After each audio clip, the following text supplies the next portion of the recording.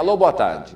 Boa tarde, André. Boa tarde, quem fala? Cristiano do setor Bueno. Ô, Cristiano, fique à vontade. André, eu vou expressar minha opinião aqui, mas o problema a gente tem que tratar pela raiz, né? Claro. Porque o mal Claro. que está instalado no nosso país. Sim, A gente tem que começar falar sobre a corrupção, sim, que esse câncer da corrupção, ela contaminou a política, a religião e também Exato. nós também, né? Nós até brasileiros. o cidadão... Daquele costume, aquela malandragem brasileira que está bem em tudo, né? É, Então o povo, a nossa nação tem que ser reeducada, né, novamente. por isso, Cristiano, desculpa interrompê-lo, eu sempre falo o seguinte, que a gente tem que investir em educação, mas começar a investir agora, porque um processo de educar as crianças é lento e demorado. Se a gente Lento e começasse... demorado, é de longo prazo.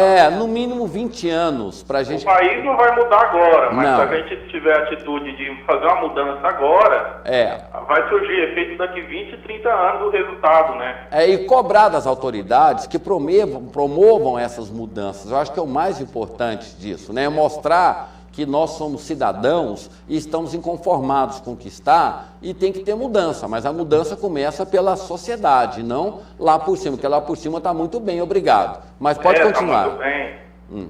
Muita gente fala na rua, né? Você que trabalha como repórter, jornalista, mas os políticos são ladrões, tem que mudar em Brasília, mas tem que mudar da gente também. A gente que colocou eles lá, né? Exatamente. A gente... Pode falar. Em momentos cruciais, nós nos abstemos, né? Em momentos onde a gente deve, por exemplo, onde a gente vai votar, a gente não se preocupa em saber quem é, de onde vem, o que vai, os partidos abrem as portas para bandidos. Há uma legislação eleitoral que ela permite que pessoas que não tenham bons antecedentes, no Rio de Janeiro, por exemplo, grande parte dos parlamentares lá são financiados pela bancada do jogo do bicho, das drogas, essas coisas, e o cidadão não tem essa capacidade de entender isso, né? Então, o que você fala é muito importante. Pode continuar.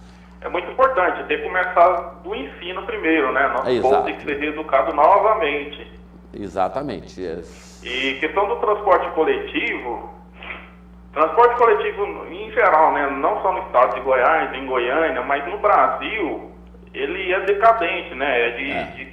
Se a gente comparar com os outros países, a Suíça, a gente está anos-luz atrás deles, né? Exatamente. Além do transporte ser caro, essa precariedade, né? Os empresários superfaturando em cima do povo, passagem cara. É ineficiente, né? Pelo menos se houvesse a concorrência, né? Como acontece em outros setores, supermercado, celulares, essas coisas, mas nem concorrência tem em Goiânia. Ou você pega aquele ônibus ou então você vai a pé, né? A solução é essa.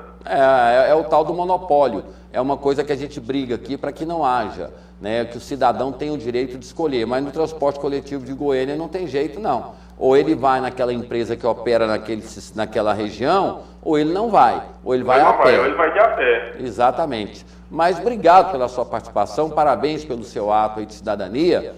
E eu sempre falo que um país se transforma, já dizia João Batista de Figueiredo, que um país se constrói pela educação. E nós deixamos passar aí um tempo precioso e não se investe em educação no Brasil. Então, o jovem hoje, ele não sabe a história do Brasil, não sabe nada e às vezes está protestando, não sabe nem contra o quê. Então, se investisse hoje em educação, daqui a 20 anos a gente começa a colher o fruto daquilo que a gente faz. Mas como é que se faz isso num governo que não elege educação como prioridade, né?